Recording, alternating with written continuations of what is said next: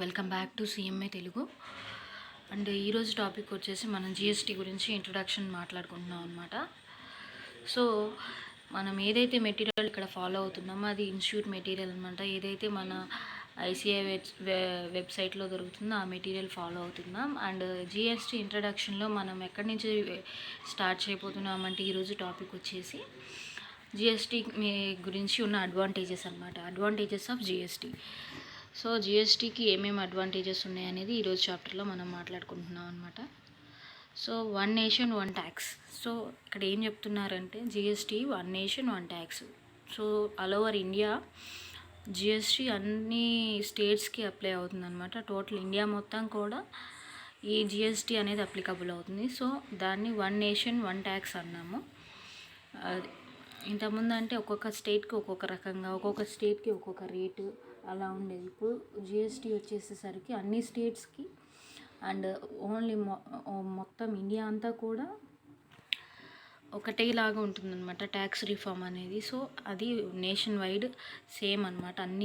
అన్ని స్టేట్స్కి సేమ్ అనమాట ట్యాక్స్ అనేది. So one nation one tax అనమాట. Removal of bundled indirect taxes such as VAT, CST, service tax, CAD, SAD and excise. So ఇక్కడ ఏంటంటే ఒక జిఎస్టీ రావటం వల్ల ఇంతకుముందు చాలా ట్యాక్స్లు ఉండేవి. వ్యాట్ ఉండేది, క్యాట్ ఉండేది, సేల్స్ ట్యాక్స్ ఉండేది, సర్వీస్ ట్యాక్స్ ఉండేది, అండ్ కస్టమ్స్ డ్యూటీ ఉండేది, కౌంటర్ వైలింగ్ డ్యూటీ ఉండేది. ఇలాంటి చాలా డ్యూటీస్ ఉండేవి. జిఎస్టీ రావటం వల్ల ఇండైరెక్ట్ ట్యాక్సెస్ అన్నీ కూడా రిమూవ్ అయిపోయినాయి అనమాట. ఓన్లీ జిఎస్టీ ఒక్కటే ఉంది ఇప్పుడు ఇండియా మొత్తం. ఇంతకుముందు డైరెక్ట్ ట్యాక్స్ అంటే ఇన్కమ్ మీద పే చేసేవాళ్ళు, అండ్ ఇండైరెక్ట్ ట్యాక్స్ అంటే చాలా ట్యాక్స్లు ఉండేవి అనమాట. వ్యాట్ పే చేయాలి, పర్చేస్ చేసినప్పుడు, కొనేటప్పుడు, మ్యానుఫ్యాక్చర్ చేసేటప్పుడు ఎక్సైజ్ డ్యూటీ పే చేయాలి, సర్వీస్ ట్యాక్స్ పే చేయాలి, అండ్ ఒక్కొక్క సర్వీస్కి ఒక్కొక్క ట్యాక్స్ ఇలా ఉండేది. ఇప్పుడు జిఎస్టీ వచ్చేసరికి గూడ్స్ అండ్ సర్వీస్ ట్యాక్స్ అనే ఒక పేరు చెప్తున్నారు. అంటే అది నేషన్ మొత్తం, ఇండియా మొత్తం కూడా ఒకటే ట్యాక్స్ ఉంటుందన్నమాట. సో జిఎస్టీ రావటం వల్ల ఇండైరెక్ట్ ట్యాక్స్ అన్నీ కూడా రిమూవ్ అయిపోయినాయి. సో ఒక బండిల్ లాగా ఉన్నాయన్నమాట ట్యాక్స్లు అనేవి కూడా. So removal of bundled indirect taxes. ఏమేమి ఉన్నాయి ఇండైరెక్ట్ ట్యాక్స్లు ఇంతకుముందు అంటే చాలా ఉన్నాయన్నమాట. ఇక్కడ కొన్ని చెప్పారు: VAT, CST, service tax, CAD, SAD and excise.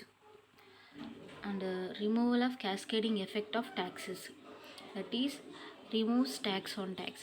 ఇంతకుముందు ఇండైరెక్ట్ ట్యాక్స్ ఉన్నప్పుడు ఏం జరిగేదంటే ఆల్రెడీ ట్యాక్స్ పే చేసినా సరే దాని మీద మళ్ళీ ట్యాక్స్ పే చేయాల్సి వచ్చేది. సో అప్పుడు మనకి 2 times ట్యాక్స్ పే చేస్తున్నట్టు, డ్యూయల్గా ట్యాక్స్ ఇంపోజ్ అవుతున్నట్టు. సో అది ఈ జిఎస్టీ రావటం వల్ల, ఇండైరెక్ట్ ట్యాక్స్ రావటం వల్ల క్యాస్కేడింగ్ ఎఫెక్ట్ అనేది తగ్గుతుంది అనమాట. అంటే డ్యూయల్ ఎఫెక్ట్ అనేది తగ్గుతుంది. రిమూవల్ ఆఫ్ క్యాస్కేడింగ్ ఎఫెక్ట్ అంటే 2 times ట్యాక్స్ పే చేయాల్సిన అవసరం లేదు. ట్యాక్స్ పే చేసిన దాని మీద కూడా మళ్ళీ ట్యాక్స్ పే చేయాల్సిన అవసరం లేదు. దాన్ని క్రెడిట్గా తీసుకోవచ్చు అనమాట. అలా కాకుండా ఇప్పుడు ఏదైనా కొన్నప్పుడు ఏదైనా పర్చేస్ చేసినప్పుడు మనం ట్యాక్స్ పే చేస్తున్నాం, సేల్ చేసేటప్పుడు ట్యాక్స్ పే చేయాలి. సో పర్చేస్ చేసినప్పుడు ట్యాక్స్ పే చేస్తున్నాం, మనం సేల్ చేసేటప్పుడు కూడా ట్యాక్స్ పే చేస్తున్నాం. సో మనం ఏంటి, పర్చేస్ చేసిన వస్తువు ఏదైనా ఉన్న గూడ్ ఆర్ సర్వీస్ ఉంటే దాన్ని ఏదో ఒక డెవలప్ చేసో, దాని మీద ఇంకా ప్రాఫిట్ యాడ్ చేసుకుని ఏదో ఒక రకంగా దాన్ని రీమోడల్ చేసి అమ్ముదాం అనమాట. ఒక గూడ్ని ఒక దగ్గర నుంచి పర్చేస్ చేసిన తర్వాత దానికి ఎంతో కొంత ప్రాఫిట్, ఎంతో కొంత రీమోడల్ చేసి దానికి ఎంతో కొంత ప్రాఫిట్ యాడ్ చేసుకొని అమ్ముతాం అనమాట. అప్పుడు అమ్మేటప్పుడు ట్యాక్స్ పే చేయాలి.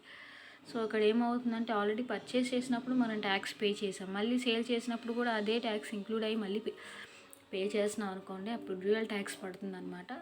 సో అలా ట్యాక్స్ పడకుండా ఉండటం కోసం మనకి ఇన్పుట్ ట్యాక్స్ క్రెడిట్ అనే కాన్సెప్ట్ వచ్చిందనమాట. సో ఇది ఇండైరెక్ట్ ట్యాక్స్ రావటం వలన డ్యూయల్ ఎఫెక్ట్ అనేది తగ్గుతుందన్నమాట. సో ట్యాక్స్ మీద మళ్ళీ ట్యాక్స్ పే చేయాల్సిన అవసరం లేదు, దాన్ని ఇన్పుట్ ట్యాక్స్ క్రెడిట్ కింద తీసుకోవచ్చు. సో ఏదైతే పర్చేస్ చేసినప్పుడు మనం ట్యాక్స్ పే చేసామో అదే ట్యాక్స్ మనం బెనిఫిట్ లాగా రెడ్యూస్ చేసుకోవచ్చు అనమాట ఇన్పుట్ ట్యాక్స్ క్రెడిట్ కింద. ఇది ఫ్యూచర్లో ఫర్దర్ చాప్టర్స్లో వస్తుంది. And next increased ease of doing business. So ఇక్కడ ఏంటంటే బిజినెస్ చేసే వాళ్ళకి చాలా ఈజీ అయిపోయిందనమాట.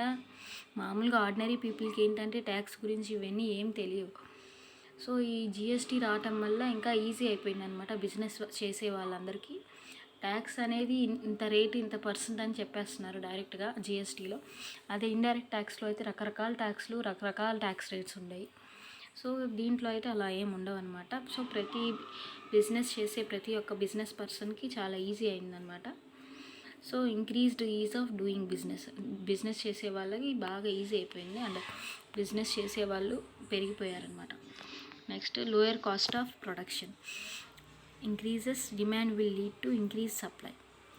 సో ఇక్కడేంటి మన కాస్ట్ ప్రొడక్షన్ అంటే ఏంటి, మనం మ్యానుఫ్యాక్చర్ చేయడం, మనంతటా మనం మెటీరియల్ పర్చేస్ చేసి మనమే గూడ్స్ రెడీ చేసి మనమే తయారు చేసి మనం అమ్ముతున్నాం. సో మనకి కాస్ట్ తక్కువ పడుతుంది అండ్ డిమాండు పెరుగుతుంది అనమాట అండ్ సప్లై కూడా పెరుగుతుంది. సో మనకేంటి బెనిఫిట్ అనమాట, ఎందుకంటే మన తక్కువకే ఉంటుందన్నమాట cost, lower cost of production. మనం ఏదైతే మ్యానుఫ్యాక్చరింగ్ కాస్ట్ ఉంటుందో అది తక్కువ ఉంటుంది అండ్ ఇంకా మనకి డిమాండ్ పెరుగుతుంది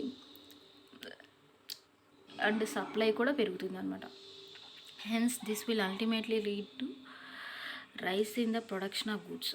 సో ఇలా మనకి కాస్ట్ తగ్గటం వల్ల ఏంటంటే మనం ఎక్కువ ప్రొడక్ట్స్ ప్రొడ్యూస్ చేస్తాం అనమాట. సో ప్రొడక్షను పెరుగుతుంది and as well as demand పెరుగుతుంది, సప్లై పెరుగుతుంది. ఇంకా మనం పెట్టే కాస్ట్ ఏమో చాలా తక్కువ, అంటే యాక్చువల్గా ఎంత కాస్ట్ ఉందో అంతకంటే తక్కువ పెడుతున్నాం అనమాట. So resultantly boost to make India initiative. It will boost exports and manufacturing activity, generate more employment and thus increase GDP with a gainful employment leading to substantive economic growth. So next వచ్చేసరికి one nation one tax అంటే ఏంటనేది మనకి ఇక్కడ చెప్తున్నారు అనమాట. GST will extend to whole of India including the state of Jammu and Kashmir. So ఇంతకుముందు indirect taxes ఉన్నప్పుడు మనకి ఈ జమ్మూ అండ్ కాశ్మీర్ని సపరేట్ చేసేసేవాళ్ళు అనమాట, అప్పుడు ఎక్స్క్లూడ్ చేసేవాళ్ళు.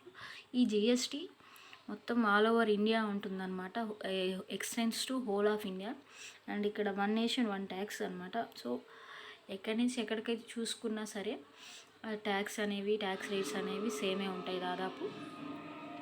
అండ్ ఇది ఇండియా మొత్తం ఉంటుంది అండ్ జమ్మూ అండ్ కాశ్మీర్ కూడా ఉంటుంది అనమాట. ఇక్కడ India includes Jammu and Kashmir also.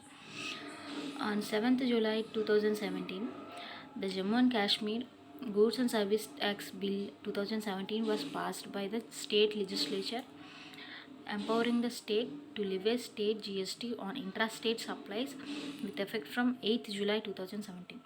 So మనకి ఇక్కడ 7th July 2017లో ఒక బిల్ ఇచ్చారండి జమ్మూ అండ్ కాశ్మీర్కి, goods and service tax bill 2017 అనమాట.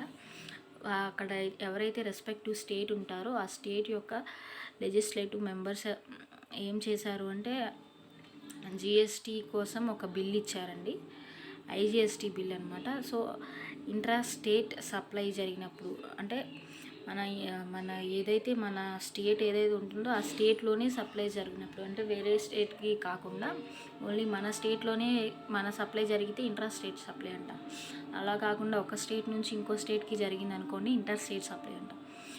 సో ఇక్కడ ఆ యొక్క జమ్మూ అండ్ కాశ్మీర్ యొక్క స్టేట్ లెజిస్లేటివ్ వచ్చేసి మనకి ఇచ్చారనమాట. సో అప్పటి నుంచి మనకి ఈ with effect from 8th July 2017 నుంచి మనకి జమ్మూ అండ్ కాశ్మీర్ని కూడా మనకి జిఎస్టీలో ఇంక్లూడ్ చేశారనమాట. Next concomitantly the President of India has promulgated two ordinances, namely the Central Goods and Services Tax Ordinance 2017 and the Integrated Goods and Service Tax Ordinance 2017, extending the domain of Central GST Act and the Integrated GST Act to the state of Jammu and Kashmir with effect from 8th July 2017. So ఇక్కడ Jammu and కాశ్మీర్కి సంబంధించి GST కావచ్చు, CGST కావచ్చు, SGST కావచ్చు, IGST కావచ్చు, ఇది 2017లో చేశారనమాట. 2017 నుంచి issue చేశారనమాట. సో మనకి జిఎస్టీ వచ్చింది కూడా ఆల్మోస్ట్ 2017లోనే వచ్చింది. అండ్ ఇక్కడ జమ్మూ అండ్ కాశ్మీర్కి కూడా goods and service tax apply అయ్యేటట్టు ఆర్డినెన్స్ అనేవి ఇష్యూ చేశారనమాట. And central goods and services and integrated goods and services రెండు ఇచ్చారనమాట దీనికి. అంటే ఐజిఎస్టీ, సిజిఎస్టీ ఇచ్చారు అండ్ దానికి సంబంధించి స్టేట్ జిఎస్టీ కూడా వస్తుందన్నమాట దానికి.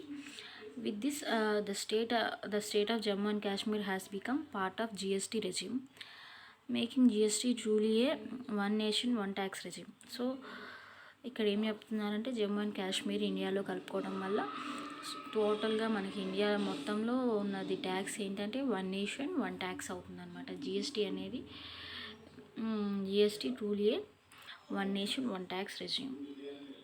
నెక్స్ట్ జిఎస్టీ గురించి ఏం చెప్తున్నారు అంటే dual GST model. So dual GST model అంటే ఏంటి?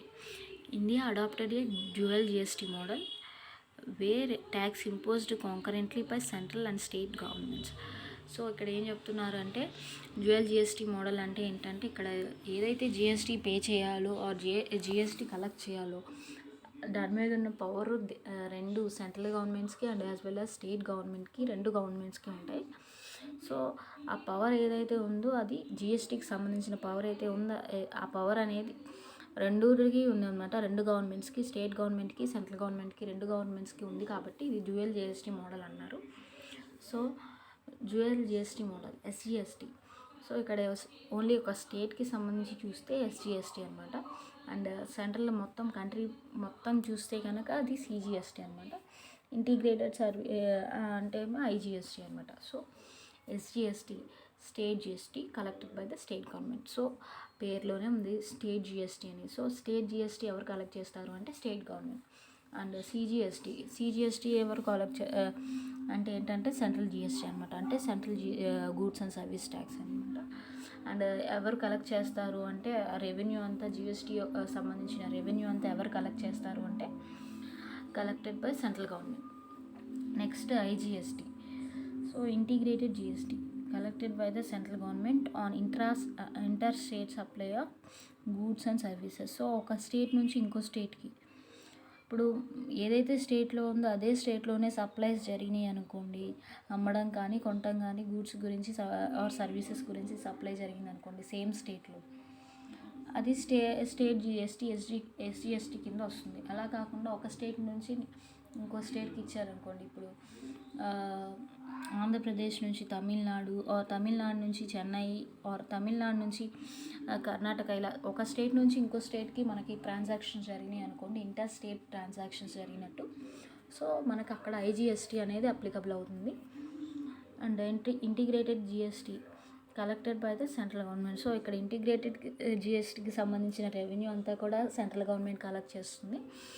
ఎప్పుడు కలెక్ట్ చేస్తుందంటే ఇంటర్ స్టేట్ సప్లైస్ జరిగినప్పుడు, గూడ్స్కి సర్వీసెస్కి సంబంధించి ఇంటర్ స్టేట్కి సప్లై జరిగినాయి అనుకోండి, అంటే ఒక స్టేట్ నుంచి ఇంకో స్టేట్కి మనకి సప్లైస్ జరిగితే మనకి ఐజిఎస్టీ వస్తుంది. Next central goods and service tax act 2017. So CGST అంటే central goods and service tax 2017. CGST levied and collected by the central government. It is a revenue source to the central government of India on intrastate supplies of taxable goods as or services or both. So ఇక్కడ చెప్పారు CGST అనేది levy చేసేదేమో central government and revenue కూడా collect చేసేది central government of India. And దేని మీద collect చేస్తారు అంటే intrastate supplies of taxable goods. So ఇక్కడ మెన్షన్ చేశారు ట్యాక్సబుల్ గూడ్స్ అని. ఎగ్జాంప్టెడ్ గూడ్స్ అంటే ట్యాక్స్ పే చేయాల్సిన అవసరం లేదు, అండ్ ట్యాక్సబుల్ గూడ్స్ అంటే ట్యాక్స్ పే చేయాల్సి అనమాట. So taxable goods and services మీద మనం సిజిఎస్టీ అనేది వేయాలన్నమాట, లివీ చేయాలన్నమాట సిజిఎస్టీ. అండ్ ఆ రెవెన్యూ అంతా కలెక్ట్ చేసేది సిజిఎస్టీకి సంబంధించిన రెవెన్యూ అంతా కలెక్ట్ చేసేది సెంట్రల్ గవర్నమెంట్. అండ్ సిజిఎస్టీ అనేది కలెక్ట్ చేసేది కూడా సిజిఎస్టీ లివీ చేసేది, ట్యాక్స్ లివీ చేసేది సెంట్రల్ గవర్నమెంట్. అండ్ దానికి సంబంధించిన రెవెన్యూ అంతా రిసీవ్ చేసుకునేది central government. Okay, intra state supplies జరిగినప్పుడు మాత్రమే, అంటే ఒకే స్టేట్లో జరిగినప్పుడు మాత్రమే. And state goods and service tax 2017. So ఇక్కడ ఏంటంటే ఎస్జిఎస్టీ గురించి చెప్తున్నారు అనమాట. ఎస్జిఎస్టీ అంటే state goods and service tax act 2017. So అది ఎవరు లివీ చేస్తారంటే ఎస్జిఎస్టీ ఎవరు లివీ చేస్తారంటే స్టేట్ గవర్నమెంట్ లివీ చేస్తుంది. అండ్ దానికి సంబంధించిన collected by state government are union territories with state legislatures namely Delhi and Pondicherry. So మనకి యూనియన్ టెరిటరీస్ అండి, అంటే ఢిల్లీ అవ్వచ్చు ఆర్ పాండిచ్చేరి అవ్వచ్చు, ఎవరైనా కలెక్ట్ చేస్తారు స్టేట్కి సంబంధించిన జిఎస్టీ అనేది. అండ్ కలెక్ట్ చేసేది ఎవరు అంటే స్టేట్ గవర్నమెంట్స్ అయినా కలెక్ట్ చేస్తారు, ఆర్ యూనియన్ టెరిటరీస్ అయినా కలెక్ట్ చేస్తారు. On intra state supplies of taxable goods or services, and it is a revenue source of respect to state government. So SGST అనేది స్టేట్కి సంబంధించి రెవెన్యూ సోర్స్ అనమాట. Collect చేసేది కూడా స్టేట్కి సంబంధించిన స్టేట్ గవర్నమెంటే అనమాట. ఆ పర్టికులర్ స్టేట్కి సంబంధించిన పర్టికులర్ స్టేట్ గవర్నమెంటే అనమాట. And next UTGST. So UTGST అంటే union territory goods and service tax. So UTGST ఎవరు లివీ చేస్తారంటే union territory without state legislatures అనమాట. సో యూనియన్ టెరిటరీ అనే వాళ్ళు ఈ యూటీజీఎస్టీ అనేది లివీ చేస్తారనమాట on intra state supplies of taxable goods or services about. Note, India is a union of states. The territory of India comprises of territories of states and the union territories. Currently, there are 28 states and 8 union territories, of which 3 Delhi, Pondicherry, Jammu and Kashmir are having legislature. So ఇక్కడ ఏం చెప్తున్నారంటే ఇండియాకి కొన్ని union of states ఉన్నాయన్నమాట, union territories ఉన్నాయన్నమాట. So మనకి ఈ టెరిటరీలో ఏమేమి ఉంటాయి అంటే మనకి మామూలుగా ఇండియా మొత్తం చూస్తే 28 స్టేట్స్ ఉన్నాయి. ఆ 28 స్టేట్స్లో 8 వచ్చేసి యూనియన్ టెరిటరీస్ అన్నమాట. అంటే ఏవైతే యూనియన్ టెరిటరీస్ ఉంటాయో, ఏ స్టేట్స్ అయితే యూనియన్ టెరిటరీస్ ఉంటాయో వాళ్ళు కలెక్ట్ చేసే ట్యాక్స్ ఏముంటుంది అంటే యూటీజీఎస్టీ అనమాట, అంటే union territory goods and service tax. So మనకి ఇక్కడ పర్టికులర్గా 3 ఇచ్చారనమాట. 3 మెన్షన్ చేసి యూనియన్ టెరిటరీస్ ఏమేమి ఉన్నాయి అంటే ఇండియాలో ఢిల్లీ ఒకటి ఉంది, పాండిచ్చేరి ఒకటి ఉంది, అండ్ జమ్మూ అండ్ కాశ్మీర్ ఉందన్నమాట. సో ఈ ఢిల్లీలో అవ్వచ్చు ఆర్ పాండిచ్చేరి, జమ్మూ అండ్ కాశ్మీర్లో మనం ఏదైతే ట్యాక్స్ కలెక్ట్ చేస్తామో, ట్యాక్స్ లివీ చేస్తామో వాళ్ళకి లివీ చేసే ట్యాక్స్ ఏదైతే ఉంటుందో ఆ ట్యాక్స్ ఏంటంటే union territory goods and service tax అనమాట. అలా కాకుండా మిగతా రిమైనింగ్ 28లో మిగతా రిమైనింగ్ 8 అయితే యూనియన్ టెరిటరీస్ అండ్ 20 అయితే నార్మల్ అనమాట. సో ఆ 20లో మనం లివీ చేసేది సిజిఎస్టీ, ఎస్జిఎస్టీ ఆర్ ఐజిఎస్టీ. ఒకే కంట్రీలో ఉండి డిఫరెంట్ స్టేట్స్కి మధ్యలో కనుక మనం సప్లైస్ జరిగితే అప్పుడు ఐజిఎస్టీ. అలా కాకుండా ఇంకెక్కడ ఏది జరిగినా సరే బోత్ సిజిఎస్టీ, ఎస్జిఎస్టీ 2 వస్తాయి. సో ఎందుకు చెప్పారు అంటే అక్కడ ఇంట్రా స్టేట్ సప్లైస్ అని చెప్పారనమాట, సిజిఎస్టీలో కానీ ఎస్జిఎస్టీలో కానీ. And union territories without legislature. GST in union territories without legislature. Supplies within such union territories, central CGST will apply to whole of India, and hence it would be applicable to all union territories with or without legislature. So ఇక్కడ ఏం చెప్తున్నారంటే union టెరిటరీస్లో కనుక మాత్రమే within జరిగితే supplies central government or central GST will be applicable to whole of India. So ఇక్కడ ఏంటంటే only ఒక స్టేట్లోనే మనకి జిఎస్టీ అని ఇచ్చి యూనియన్ టెరిటరీస్ వితౌట్ లెజిస్లేచర్ అని ఇచ్చారనుకోండి, సప్లైస్ అన్నీ కూడా ఒకే యూనియన్ టెరిటరీస్లో జరిగినాయి అనుకోండి. అంటే సపోజ్ ఢిల్లీలో జరిగింది అనుకోండి, యూనియన్ టెరిటరీ అంటే ఢిల్లీ, పాండిచ్చేరి, జమ్మూ అండ్ కాశ్మీర్ అని 3 ఇచ్చారు. సో సపోజ్ ఢిల్లీలో మనకి సప్లైస్ జరిగినాయి అనుకోండి, వితిన్ ఢిల్లీలోనే జరిగినాయి. సో అప్పుడు మనకి ఏ ట్యాక్స్ అప్లై అవుతుందంటే central GST will apply to whole, and hence it will be applicable to all union territories with or without legislative. So to replicate the law similar to state GST to union territories without legislature, the parliament has the powers under article 246 clause 4 to make such laws. Alternatively, the president of India may use his general powers to formulate such laws. Hence laws same as similar to state GST can be formulated for union territory without legislature by the parliament.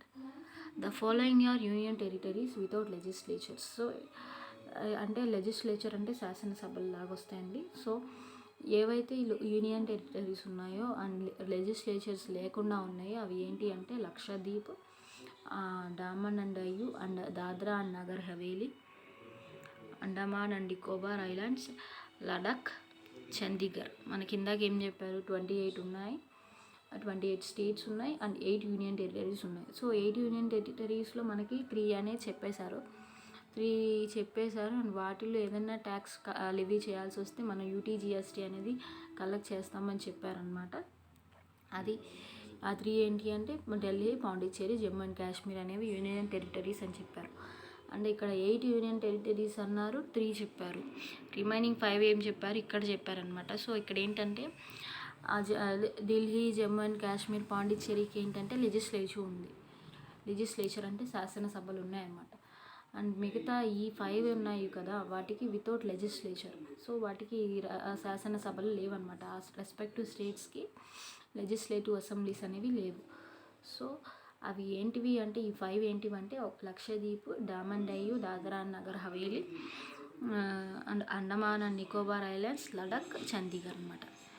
So definition of union territory has been amended with effect from 30 June 2020. So union territory యొక్క definition అనేది మన June 30, 2020 నుంచి amend అయిందనమాట. So అది ఏంటి అంటే union territory of Dadra Nagar Haveli and union territory of Daman Diu have been merged in one single union territory with effects from 6th January 2020. 26th January 2020. Ladakh has been made union territory with effect from 31st October 2019. So మనకి 5 ఏవైతే చెప్పారు union territories, ఇవి కూడా union టెరిటరీసే, కాకపోతే వాటికి legislative assembly లేదు. అలా కాకుండా జమ్మూ అండ్ కాశ్మీర్, పాండిచ్చేరి ఈ 3 ఏవైతే ఉన్నాయో అవి యూనియన్ టెరిటరీస్, కాకపోతే వాటికేమో లెజిస్లేచర్ అనేది ఉంది. సో ఇక్కడ ఏవైతే 5 చెప్పారో వాటిలో దాద్రా నగర్ హవేలీ అండ్ డామన్ అండ్ డయ్యూ అవనేవి కూడా మర్జ్ అయ్యాయి అన్నమాట. సో అండ్ డిఫరెంట్ టెరిటరీస్ అనమాట ఆ 2 కూడా, కానీ ఆ రెండింటిని మర్జ్ చేసి కలిపేసి సింగిల్ యూనియన్ టెరిటరీగా చేశారు. సో అందుకని చెప్పి ఒక్క పేరులోనే సెకండ్ పాయింట్లోనే 4 ఇచ్చారనమాట, Daman and Diu and Dadra Nagar Haveli. So అదనమాట. Next integrated goods and service tax act 2017. So IGST గురించి చెప్తున్నారనమాట. అంటే మన ఏదైతే ఇంటర్ స్టేట్ సేల్స్ కానీ ఇంటర్ స్టేట్ సప్లైస్ కానీ చేస్తుంటే ఇంతకుముందు సేల్స్ ట్యాక్స్ వచ్చేదనమాట. సో ఇక్కడ జిఎస్టీ గురించి చెప్తున్నారు. ఇండైరెక్ట్ ట్యాక్స్ అంతా రిమూవ్ అయిపోయింది కాబట్టి. సో ఇంటర్ స్టేట్, ఒక స్టేట్ నుంచి ఇంకో స్టేట్కి, మనం ఒకే కంట్రీలో ఉన్నాం కానీ ఒకే స్టేట్లో ఉన్నాం కదా. సో ఈ స్టేట్లో జరిగే బిజినెస్ని ఇంకో స్టేట్కి మనం సప్లైస్ చేసామనుకోండి, అప్పుడు ఇంటర్ స్టేట్ జరిగినట్టు. సో ఒక స్టేట్కి ఇంకో స్టేట్కి రిలేషన్ ఏర్పడినట్టు. సో అప్పుడు మనకు లెవీ అయ్యే ట్యాక్స్ ఏంటంటే ఐజిఎస్టీ అనమాట. IGST is a mechanism to monitor the interstate trade of goods and services and ensure that the SGST component accrues to the customer state. So ఇక్కడ ఏం చెప్తున్నారంటే ఐజిఎస్టీ అనేది levy అవుతుంది and ensure that the SGST component accrues to the customer state. So ఎవరైతే ఇప్పుడు seller ఒక స్టేట్లో, customer ఒక స్టేట్లో ఉన్నారనుకోండి, వాళ్ళు కస్టమర్ ఉన్న స్టేట్లో ఎస్జిఎస్టీ అనే కాంపోనెంట్ అప్లై అవుతుంది. అండ్ సెల్లర్ ఎవరైతే ఉన్నారో, ఇప్పుడు నేను సేల్ చేస్తున్నాను అనుకోండి, నేను ఆంధ్రప్రదేశ్ నుంచి మహారాష్ట్రను, ఆంధ్రప్రదేశ్ నుంచి తమిళనాడు పంపిస్తాను అనుకోండి ఒక కస్టమర్కి. ఇప్పుడు నేను ఆంధ్రప్రదేశ్లో ఉన్నాను కాబట్టి నేను ఇంటర్ స్టేట్ సేల్స్ చేస్తున్నాను. సో నాకు ఐటీజీఎస్టీ వస్తుంది అనమాట, ఐజిఎస్టీ వస్తుంది. అండ్ ఎవరైతే కస్టమర్ తమిళనాడులో రిసీవ్ చేసుకుంటున్నారో నా సప్లైస్ని, ఆ పర్సన్కి ఎస్జిఎస్టీ వస్తుంది అనమాట. ఆ పర్సన్కి ఐజిఎస్టీ రాదు. ఎవరైతే కస్టమర్ ఉన్నారో వాళ్ళకి ఎస్జిఎస్టీ కాంపోనెంట్ అనేది వస్తుంది అనమాట. It would maintain the integrity of ITC chain inter state supplies. So ఇక్కడ ఏంటంటే ఇలా ఇంటర్ స్టేట్ సప్లైస్ జరిగినప్పుడు కూడా మనకి ఇన్పుట్ ట్యాక్స్ క్రెడిట్ చైన్ అనేది వస్తుంది అనమాట. It would maintain the integrity of input tax credit chain in the inter state supplies అనమాట. సో ఇంటర్ స్టేట్ సప్లైస్ జరిగినప్పుడు కూడా మనకి ఇన్పుట్ ట్యాక్స్ క్రెడిట్ వస్తుంది అనమాట. సో నేను ఉన్న స్టేట్లోనే కొనుక్కొని ట్యాక్స్ పే చేశాను. అండ్ ఇంటర్ స్టేట్ చేసినప్పుడు ఇంటర్ స్టేట్ సేల్స్ చేసినప్పుడు ఇంటర్ స్టేట్ సప్లైస్ చేసినప్పుడు ట్యాక్స్ పే చేయాల్సి వస్తుంది. సో నేను కొనుక్కున్నప్పుడు ఎంతైతే ట్యాక్స్ పే చేశానో అంత ట్యాక్స్ అమ్మినప్పుడు నేను లెస్ చేశాను అనమాట. అమ్మినప్పుడు ఎంతైతే ట్యాక్స్ పే చేయాలో ఆ ట్యాక్స్లోంచి నేను కొన్నప్పుడు పే చేసిన ట్యాక్స్ అనేది రెడ్యూస్ చేశాను. సో మా ఇన్పుట్ ట్యాక్స్ క్రెడిట్ అనేది అవైల్ చేసుకోవడానికి కుదురుతుంది అనమాట ఇక్కడ ఐజిఎస్టీలో కూడా. And the IGST rate would broadly be equal to CGST rate plus SGST rate. So మనకు జనరల్గా చూసుకుంటే కనుక ఎప్పుడు కూడా SGST CGST రెండు కలిపేస్తారనమాట. సో మన IGST rate and CGST SGST రెండు కలిపిన రేటు రెండు ఈక్వల్గా ఉంటుందన్నమాట ఎప్పుడు కూడా. అంటే ఐజిఎస్టీ ఎప్పుడు 18% అని ఇస్తారు డైరెక్ట్గా, అండ్ CGST 9%, SGST 9% అని ఇస్తారు. సో దాని టోటల్ రేటు దీని టోటల్ రేటు కూడా 18% అనమాట. సో అది ఎప్పుడు ఈక్వల్గానే ఉంటుందని చెప్తున్నారు. So the IGST rate would be broadly be equal to CGST rate plus SGST rate. IGST would be levied and collected by central government on all interstate transactions of taxable goods or services. So IGST అనేది ప్రతి transaction మీద applicable అవుతుంది. Goods కానీ services కానీ ఒక state నుంచి ఇంకో స్టేట్కి సప్లై చేసినప్పుడు అండ్ సెంట్రల్ గవర్నమెంట్ అనేది లివీ చేస్తుంది అండ్ కలెక్ట్ చేస్తుంది ఈ ట్యాక్స్ని. The revenue of interstate state sales will not accrue to the exporting state, and the exporting state will be required to transfer to the center the credit of SGST or UTGST used in payment of IGST. So ఇక్కడ ఏం చెప్పారంటే ఆ revenue ఏదైతే ఉందో ఆ revenue అనేది central గవర్నమెంట్కి వెళ్తుందని చెప్తున్నారనమాట. So the revenue of inter state sales will not accrue to the exporting states. Exporting states అంటే ఎక్కడైతే కస్టమర్ ఉంటారో ఆ కస్టమర్ రిసీవింగ్ స్టేట్ ఏదైతే ఉంటుందో వాళ్ళు SGST పే చేయాలని మనం పైన చెప్పాం. కస్టమర్కి SGST కాంపోనెంట్ అప్లై అవుతుందని చెప్పారు. సో ఎక్స్పోర్టింగ్ స్టేట్ అంటే వాళ్ళకి ఇది అప్లికబుల్ అవ్వదని చెప్తున్నారు అనమాట. Next goods and service tax network అంటే GSTN అనమాట. సో మనకి GST కోసం ఒక పోర్టల్ అనేది వెబ్సైట్ అనేది క్రియేట్ చేస్తుంటారు. ప్రతి రిజిస్టర్డ్ డీలర్ ఆ వెబ్సైట్ని ఏమంటారు అంటే GSTN అంటారు. So goods and service tax network is a section 8 of the companies act 2013 అనమాట. సో ఈ GST అన్ని దేనిలో చెప్తున్నారంటే కంపెనీస్ యాక్ట్ 2013లో సెక్షన్ 8లో చెప్తున్నారనమాట. అంటే నాన్ ప్రాఫిట్ కంపెనీస్ కింద చెప్తున్నారు. Non government private limited company technology backbone for GST in India.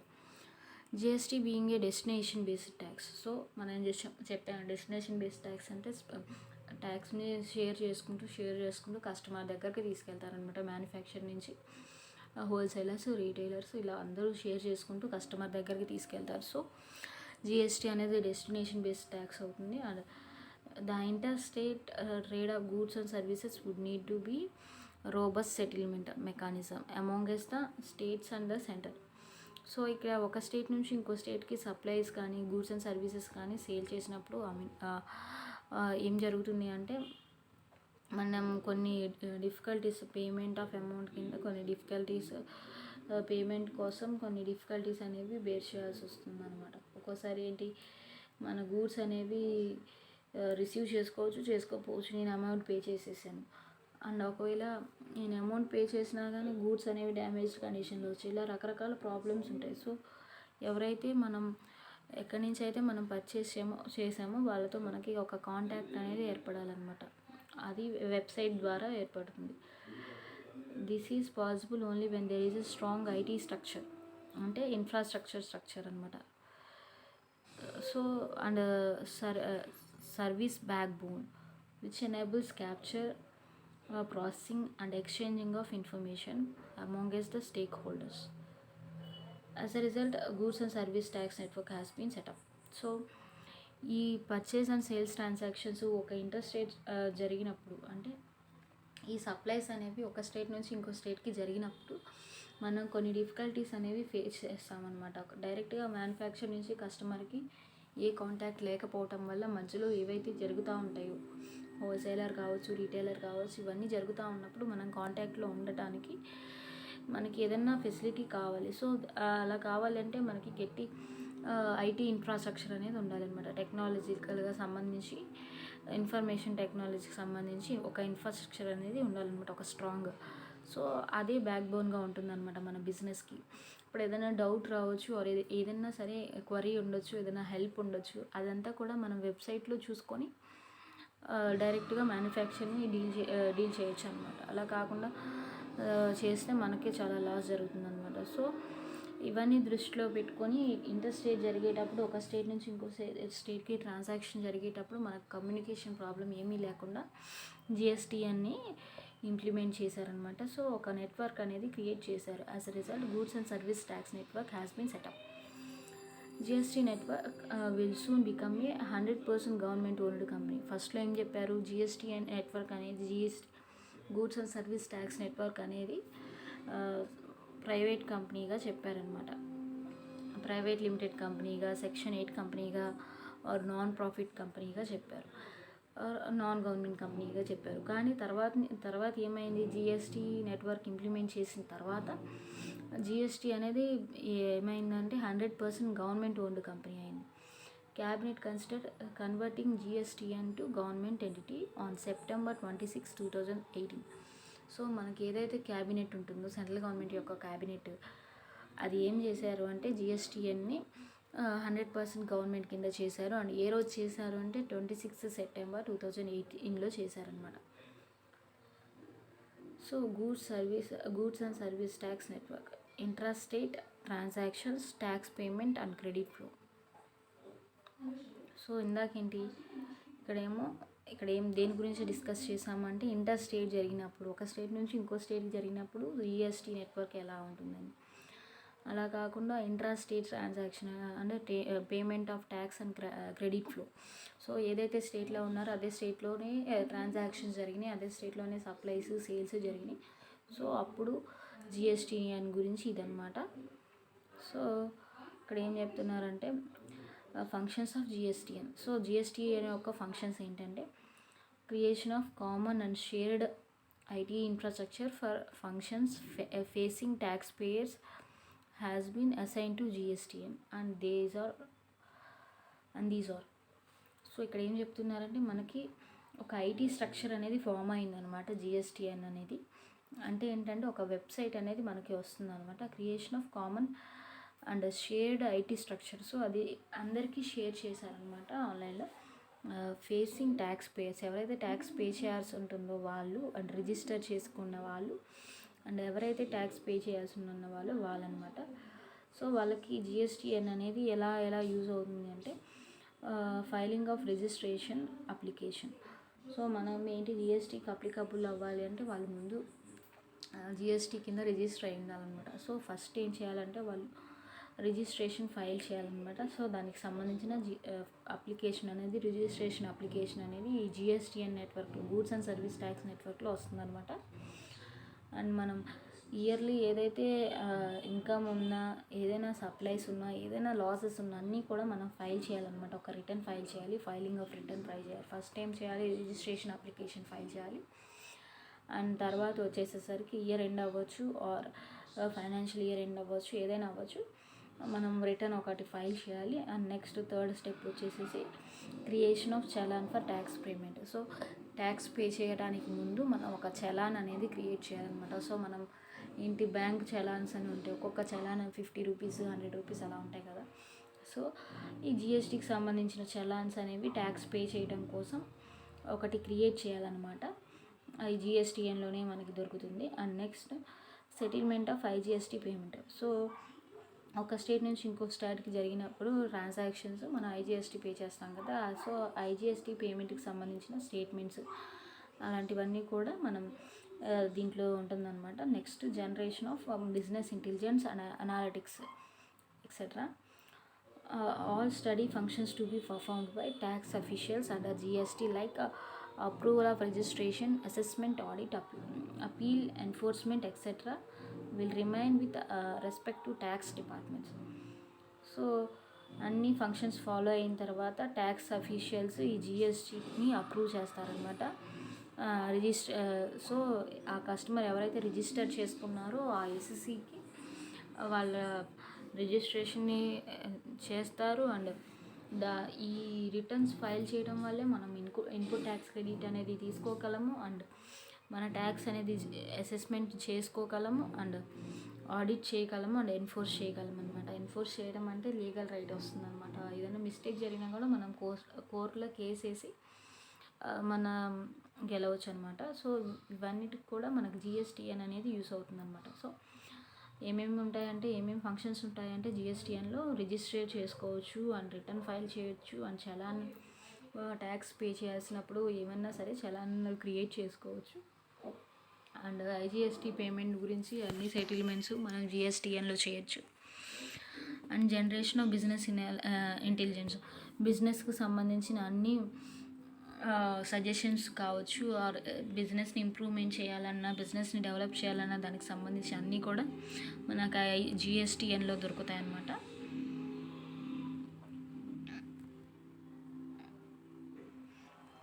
Next వచ్చేసేసి జిఎస్టీ కౌన్సిల్ అనమాట. సో జిఎస్టీ కౌన్సిల్లో ఏం చెప్తున్నారంటే, మనకి ఆర్టికల్ 279లో మన కాన్స్టిట్యూషన్ యొక్క ఆర్టికల్ 279లో మనకి ఏం చెప్తున్నారంటే, ప్రెసిడెంట్ ఆఫ్ ఇండియా ఎవరైతే ఉన్నారో వాళ్ళు గూడ్స్ అండ్ సర్వీస్ ట్యాక్స్ని జిఎస్టీ కౌన్సిల్లో అప్రూవ్ చేయొచ్చు అంట. ఎవరైతే ఇండియాకి సంబంధించిన ప్రెసిడెంట్ ఉంటారో ఆ పర్సన్స్ ఈ గూడ్స్ అండ్ సర్వీసెస్కి సంబంధించిన పవర్స్ అనేవి జిఎస్టీ కౌన్సిల్లో అపీల్ చేయొచ్చు అంట.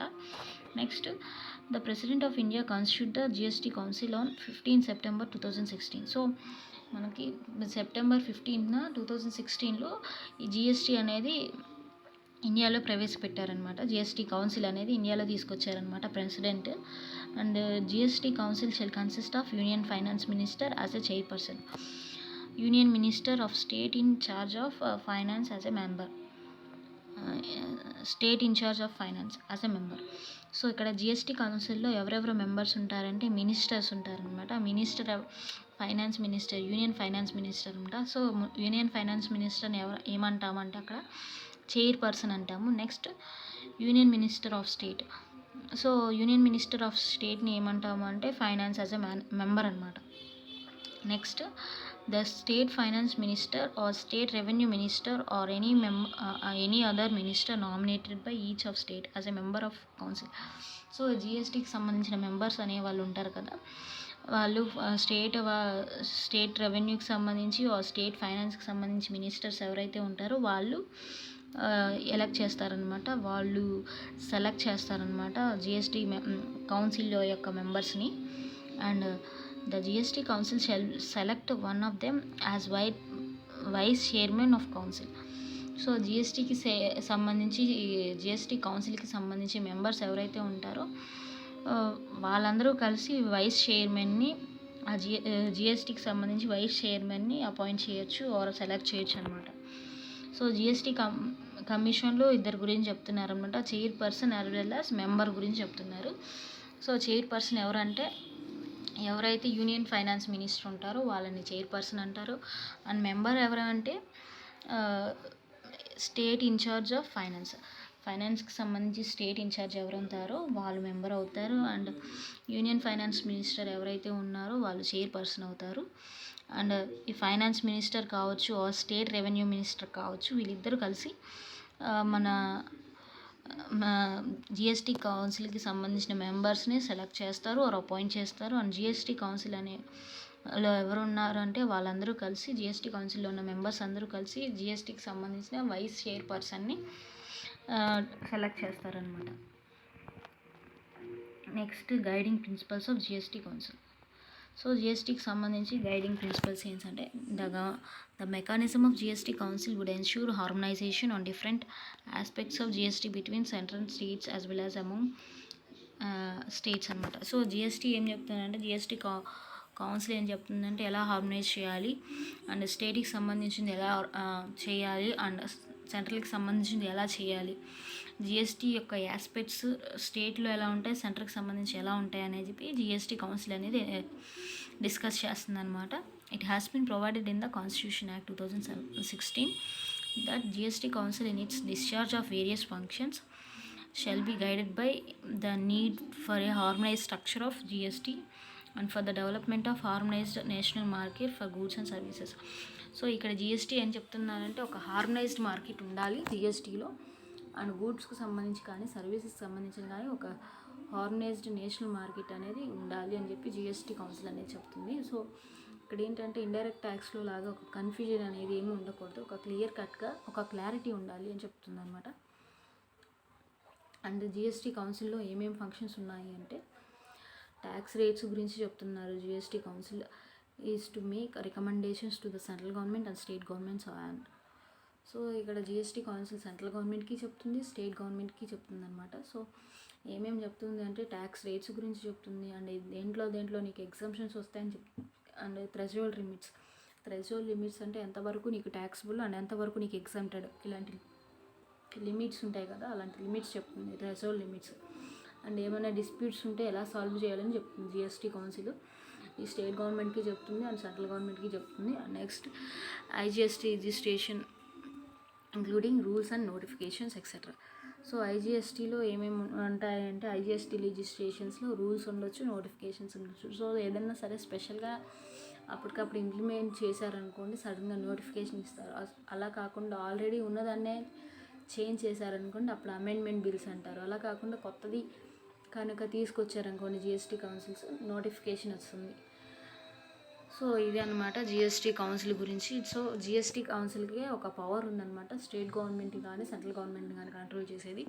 మామూలుగా అయితే ఎస్జిఎస్టీ, ఐజిఎస్టీ ఆర్ యూటీజిఎస్టీ ఇవన్నీ కూడా ఆ respective states or respective centres అనేవి కంట్రోల్ చేస్తాయి. అలా కాకుండా సెంట్రల్ గవర్నమెంట్ని, స్టేట్ గవర్నమెంట్ని జిఎస్టీకి సంబంధించి కంట్రోల్ చేసే అథారిటీ ఎవరికి ఉంటుందంటే జిఎస్టీ కౌన్సిల్కి ఉంటుందన్నమాట. అండ్ ఇది ఈరోజు టాపిక్ వచ్చేసి. నెక్స్ట్ జిఎస్టీలో ఉన్న డెఫినేషన్స్ ఏంటి అనేది నెక్స్ట్ క్లాస్లో చూద్దాం. And thanks for watching. Please like, share, subscribe to my channel CMA Telugu. Please like, share, subscribe to my channel CMA Telugu.